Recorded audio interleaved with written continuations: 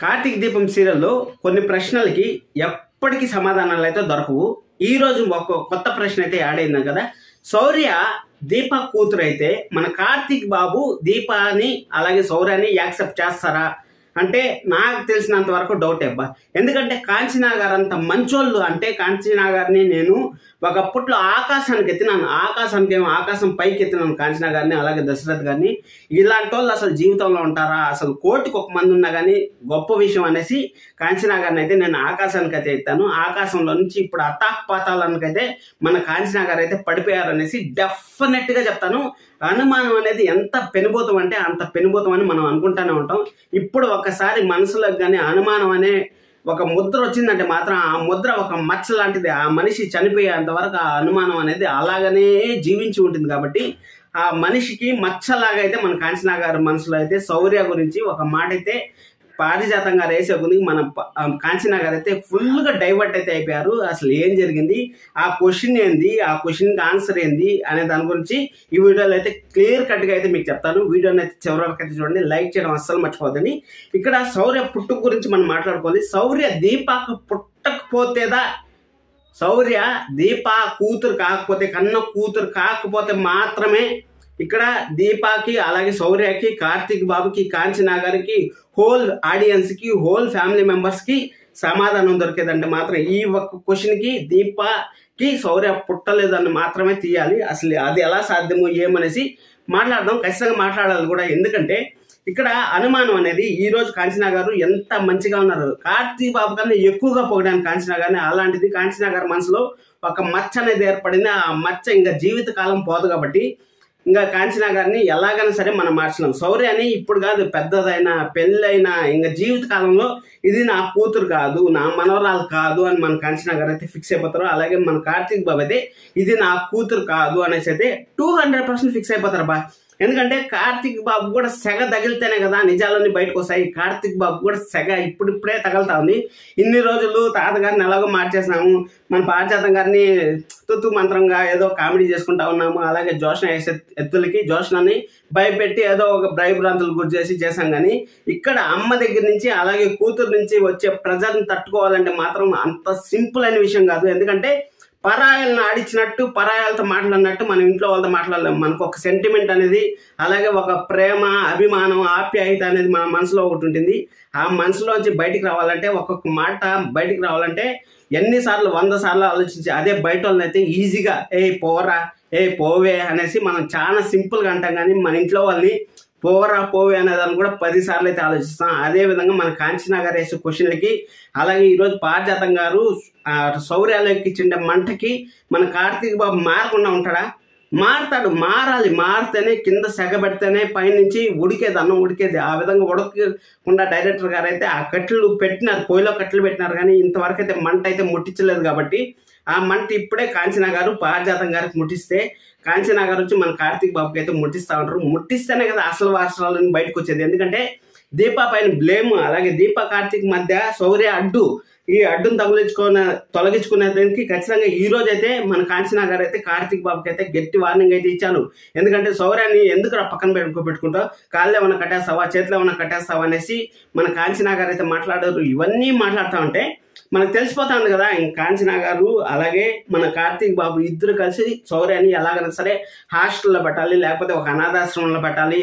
మన కూతురు కాదు కదా, మనవరాలు కాదు కదా, మన కూతురు మన వారసురాలు అనేసి మన కార్తీక్ బాబు మనసులో కూడా ఒకసారి కానీ స్టిక్ అయింది అనుకోండి. ఇక్కడ ఇంక అంతే సామిరంగా ఇంక దీప అసలు వారసురాలని తెలిసిన ఎవరు ఏం తెలిసిన. ఎందుకంటే కార్తీక్కి అసలు డబ్బు అంటే అస్సలు వ్యామోహం లేదు, అసలు డబ్బు అంటే లెక్క లేదు కార్తీక్ అయితే. అలాంటిది బిడ్డ కోసం ఏమన్నా చేసే ఛాన్స్ అయితే వెరీ వెరీ హైగా ఉంది. ఇక్కడ కార్తీక్ ఇప్పుడు ఇన్ని రోజులు కాంచనా గారు దశరథ్ గారు మంచోళ్ళుగా ఉన్నారు, విలన్స్ అస్సలు కాలేదైతే అనుకున్నాం. కానీ ఈ రోజు కాంచనా గారు కూడా నిన్నటి నుంచి అయితే విలన్ అయితే అయిపోయారు. కాబట్టి కార్తీక్ బాబు కూడా విలన్ అయ్యే ఛాన్స్ అయితే వెరీ హైగా ఉంది. అలాగే కార్తీక్ దీప విడిపోయే ఛాన్స్ కూడా వెరీ వెరీ వెరీ వెరీ హైగా ఉంది.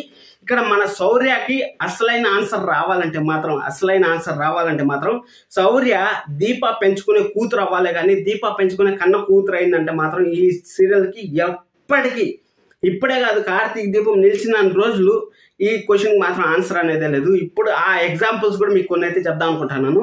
ఆ ఎగ్జాంపుల్స్ ఏమంటే ఇప్పుడు పారిజాతం గారికి దశరథ్ గారు అలాగే పారిజాతం గారు దశరథ్ గారు కాంచనా గారు నన్ను చెప్పారు కదా, ఎగ్జాంపుల్స్ బాగా ఎక్కిచ్చారు కదా.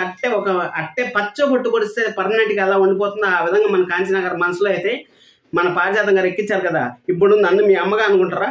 అనుకోలేదు కదా, నువ్వు పిన్నిగానే చూస్తావు అనేసి అయితే చెప్పారు. అలాగే దాస్ గారు ఉన్నారు కదా, దాస్ గారు మన పారిజాతం గారు బిడ్డ అయినా కానీ మన శివనారాయణ గారు ఎప్పుడన్నా సరే తండ్రిగా చూసాడా? ఎప్పటికీ చూడ్డు అసలు. ఇది సొసైటీ అనేది అదే విధంగా ఉంటుంది. అది అయిపోయిన తర్వాత ఇప్పుడు శ్రీధర్ గారు 2 పెళ్లిళ్ళు చేసుకున్నారు. శ్రీధర్ గారు 2 పెళ్లిళ్ళు చేసుకుంటే స్వప్నాని కార్తీక్ ఎంత ప్రేమగా చూసుకున్నా కానీ ఏదో ఒక సమయంలో మా చెల్లి మా అమ్మ కూతురు కాదు కదా అనేసి ఒక మలినం అనేది పడుతుంది. అక్కడ పడితే అక్కడ ఎగ్జాంపుల్ చేశారు. నువ్వు నీ కొన్న కూతురు లాగా చూడలేవు కదా, పరాయి దానిలాగానే, అంటే నా భర్త కూతురు లాగానే చూస్తావు కదా అనేసి మన కాంచనా గారికి అయితే మనసులో అయితే మలినం పడింది. ఇప్పుడు అదే విధంగా కార్తీక్ బాబు, ఇప్పుడు కాంచనా గారు మారారు, రేపు కార్తీక్ బాబు మారదని ఏముంది గ్యారెంటీ చెప్పండి? అస్సలు లేదు. ఎందుకంటే సీరియల్ జరగడానికి, అస్సలు వారసురాలు అనేది జరగడానికి ఖచ్చితంగా స్కోప్ లేదు. ఇన్ కేస్ వారసురాలు అని చెప్పిన తర్వాత కూడా వారసురాలు అని చెప్తారు, బాగుంది, అంతా బాగుంది. కానీ కాంచనా గారి మనసులో ఎలా ఉంటుందంటే, కాంచనా గారికి కార్తీక్కి అస్సలు డబ్బు వ్యామోహమే లేదు. మనం చూసుకున్నట్టయితే వాళ్ళ కొడుకు ఏది చెప్తే అదే బ్రహ్మవాకు. వాళ్ళమ్మ ఒకే మాట అంటుంది, నాన్న కార్తీక్ నువ్వు దీప మెడలో తాళి కట్టేటప్పుడు నేనేమన్నా నీకు అడ్డు చెప్పానా? ఎందుకు తప్పు చేసావు కార్తీక్ అని చెప్పానా? అలాగే మా నాన్న నన్ను ఇంట్లో నుంచి బయటికి గెంటేసేటప్పుడు నా ఒంటి మీద ఉండే బంగారంతా నేను ఒలిచిచ్చాను, నా తాళి బొట్టు తప్ప నేను ప్రతి ఒక్కటి ఒలిచిచ్చాను. ఎందుకు? నా కొడుకు కోసం నేను ఒలిచిచ్చాను. నా కొడుకు ఎక్కడ ఉంటే నాకు అక్కడే స్వర్గం అనుకున్నాను అనేసి వాళ్ళ అమ్మగారు కానీ ఒక మాట చెప్తే అప్పుడు శౌర్యాన్ని ఏం చేస్తాడు చెప్పండి కార్తీక్ బాబు? ఖచ్చితంగా డౌట్ వస్తుంది. అలాగే మొన్న ఎపిసోడ్లో మనకు ఒకటి చెప్పారు, నాన్న అనే పిలుపు కోసం వెయిట్ చేస్తా ఉన్నాను అనేసి చెప్పారు. అంటే మనసులో ఖచ్చితంగా ఎలాగన్నా సరే కొంచెం అనేది మనసులో ఉంటుంది. ఆ మనసులో ఉండే ఫీలింగ్ని ఎక్స్ప్రెస్ చేయాలంటే కొత్త వాళ్ళు వచ్చినప్పుడు ఖచ్చితంగా ఆటోమేటిక్గా వేరే వాళ్ళకి ప్రేమ అనేది 200% తగ్గుతుంది. 200% తగ్గుతుంది. నా విషయంలోనే నేను చెప్తాను చూడండి, నాకు ఒక అబ్బాయి ఉన్నాడు, ఇప్పుడు వేరే ఒక కన్యా అంటే మాత్రం వాడి పైన ఎక్కడ ప్రేమ తగ్గిపోతుందో అనేసి నిజంగా చెప్తాను. నేను లైట్ కింద నిల్చుకొని చెప్తాను, వేరే వాళ్ళని కన్యా అంటే వాడి పైన ఎక్కడ ప్రేమ తగ్గిపోతుందో అనేసి నేనే ఇంకొక బిడ్డని అయితే కనాలనేసి అస్సలు అనుకోవట్లేదు. అంతలా నేను అభిమానించే అబ్బాయిని నేనే ఒక రివ్యూవర్గా చెప్తాను అంటే అర్థం చేసుకోండి. నా బిడ్డని నేను నా పైన ఎక్కడ 1% ప్రేమ తగ్గిపోతుందా నా బిడ్డ పైన అనేసి నా కొన్న బిడ్డని వేరే బిడ్డని కనాలని నేను అనుకోవట్లేదు. అంటే అర్థం చేసుకోండి మీరు ఎంతలా నా బిడ్డని ప్రేమిస్తాను అనేసి. అదేవిధంగా కార్తీక్ బాబు కూడా ఎవరికో పుట్టిన బిడ్డ మనమేంది సాకేది, మన బిడ్డని గొప్పగా చూసుకుంటే బాగుంటుంది కదా అనేసి అనుకునే ఛాన్స్ ఉంటుంది. డెఫినెట్గా ఉంటుంది అబ్బా. నేనైతే మాత్రం నిజం చెప్తాను, ఇప్పుడు లైట్ కింద నిల్చుకొని చెప్తాను, నా బిడ్డ కోసం అనేసి నా బిడ్డకి ఎక్కడ నా 100% నాలో ప్రేమ ఉంటే 100% ఒకరికి ఇవ్వాలి, ఇద్దరికి 50-50 చేయకూడదు అనేసి నేనైతే అనుకుంటా ఉన్నాను. కాబట్టి కార్తీక్ బాబు కూడా మారే ఛాన్స్ అయితే ఉంది. మారడం కోసం దీప వారసురాలైనా కానీ ఆ ఇంటికి, అంటే ఇప్పుడు జోష్న ఎలాగైతే బయటపడుతుందో జోష్నతో మళ్ళీ మన బావ అయితే చేతులు కలిపే ఛాన్స్ ఉంది. అప్కమింగ్ ఎపిసోడ్స్లో ఎలాగన్నా రాసుకోవచ్చు స్టోరీ అయితే మాత్రం. ఖచ్చితంగా ఈ రోజు అయితే కార్తీక్ దీపంలో ఒక డైమండ్కి మలినం పడుతుందా అంటే, వజ్రానికి మలినం పడుతుందా అంటే మనం అయితే నమ్మం. కానీ కాంచనా గారిని చూసిన తర్వాత డైమండ్కి కాదు కదా, నువ్వు వజ్ర వైడూరాలు కూడా మలినం పడుతుంది అనేసి ఒకసారి అయితే నిరూపించారు. అసలు ఒక మచ్చ అనేది మనసులోకి వచ్చిందంటే ఆ మచ్చని ఎవరు డిలీట్ చేయలేరు. అది మాత్రం ఇంకా చనిపోయేంత వరకు. ఎందుకంటే శ్రీధర్ గారు అలాగే కాంచనా గారి విషయంలో కూడా అదే జరిగింది. ఎందుకంటే ఇద్దరు భార్యలు కలిసి ఉండడం అనేది అస్సలు జరగదు. కాబట్టి ఇంకా కాంచనా గారు మనసులో నుంచి దాటి కార్తీక్ మనసులో పోయే లోపల మన దీప ఎలా ఉంటుందో ఒక అలాంటి సలహా అయితే తీసుకోవాలి. లేకపోతే చాలా డేంజర్లో అయితే దీప పడుతుంది. ఖచ్చితంగా దీప కార్తీక్ మధ్య అయితే విభేదాలు అయితే 200% రాబోతున్నాయి. మీరు రాసి పెట్టుకుని కావాలని చెప్తాను. సబ్స్క్రైబ్ చేసుకోవడం అసలు మర్చిపోద్దండి. దీనికి సమాధానం అయితే శౌర్య దీప కూతురు కాదనేసి జస్ట్ ఒక ఎపిసోడ్ తీసేసాలు సీరియల్ మొత్తం కంప్లీట్గా ప్రతి ఒక్కరి మైండ్లో ఉండే డౌట్స్ అన్ని క్లియర్ అయిపోతాయి. అప్పుడు అనుమానాలు దేనికి తాగుండదు. ఆ టాటోను కూడా మనం రిమూవల్ టాటో అంటాం కదా, ఆ విధంగా అయితే రిమూవ్ చేసేయచ్చు అనేసి నా పర్సనల్ ఫీలింగ్. మీరు అనుకుంటా ఉంటారు కింద కామెంట్ చేయండి. లైక్ చేయడం అస్సలు మర్చిపోతాను. Thank you so much.